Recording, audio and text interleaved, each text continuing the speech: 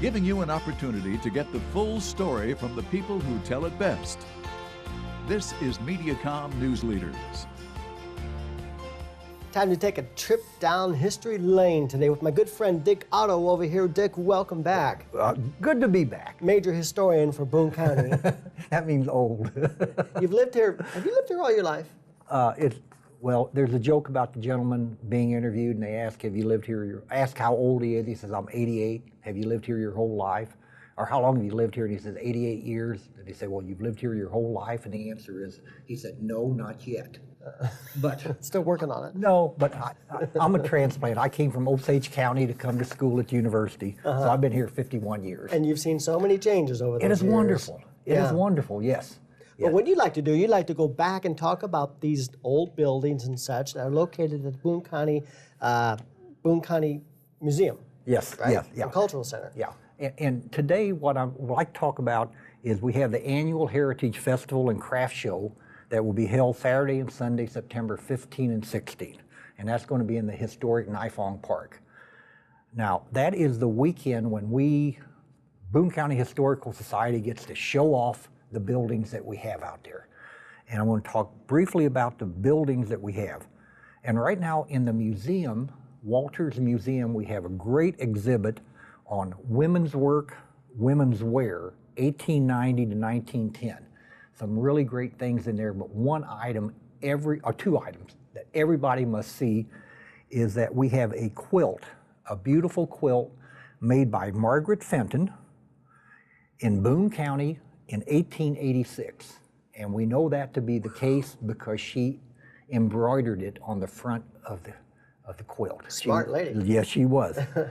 We also have on display, it's a scale model of a cook stove, a kitchen cook stove, a salesman sample. This is what they would have taken around to entice the hardware store to buy half a dozen of them to buy, or an individual to buy one. And it is probably, 20 inches so tall, and it is so cute. It is to scale, perfect to scale. It is just simply amazing. And having lifted the thing up and put it in place, it probably weighs 50 pounds. I can only imagine what a full scale one would, or full size one would. So you can see this too? Oh yes, of course. Yes, it is neat. It is complete.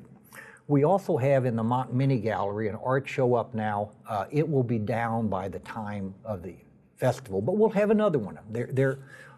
What I tell people is every art show is great. Some of them are just greater than others. Yeah. So it will be a good show at that time. How many buildings are out there now? Well, I'll go through them. The Maplewood House, built shortly after the Civil War in the late 1870s, will be open for tours that day. This house was the home of Slater and Margaret Ann Bradford, catch the Bradford part, Lenore, their daughter Lavinia, and her husband, Dr. Frank B. Nifong. It makes me shiver just a bit when you think of these families. The Lenore, think of Lenore, yes, our neighbors directly to the east of us out That's there, right, okay? Yeah. Bradford, the university has the Bradford Center Research Forum, where they do crop research, and they have the great sweet corn and tomato festival every year. Nifong, not only the road, but also Dr. Nifong was instrumental in the establishment of Boone Hospital Center. The Nifong wing of the hospital is named in his honor. Another building I'd like to talk about, the Gordon Cabin, owned by the City of Columbia. They own it, we curate it. It dates to around 1820. It originally was built in what is now Stevens Park, was moved to the park. It is amazing. It predates the statehood of the state of Missouri in 1821. It predates Boone County becoming a county in 1820. We were a county before there was a state.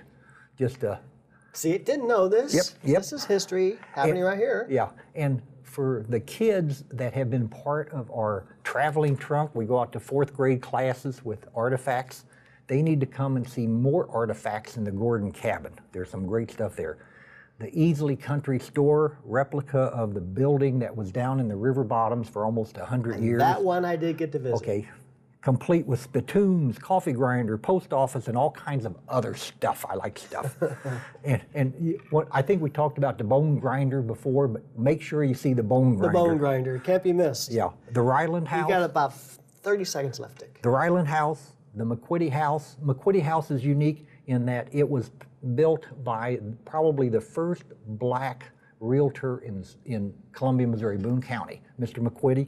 Great shotgun house design. We also have, last but not least, is our boathouse that William Least Heat Moon Trogdon used when he went 5,000 miles from the New York Harbor to Astoria, Oregon, recreated or redone part of the Lewis and Clark exhibit trail. Anyway, last thing, I need to put a plug in for volunteers to assist.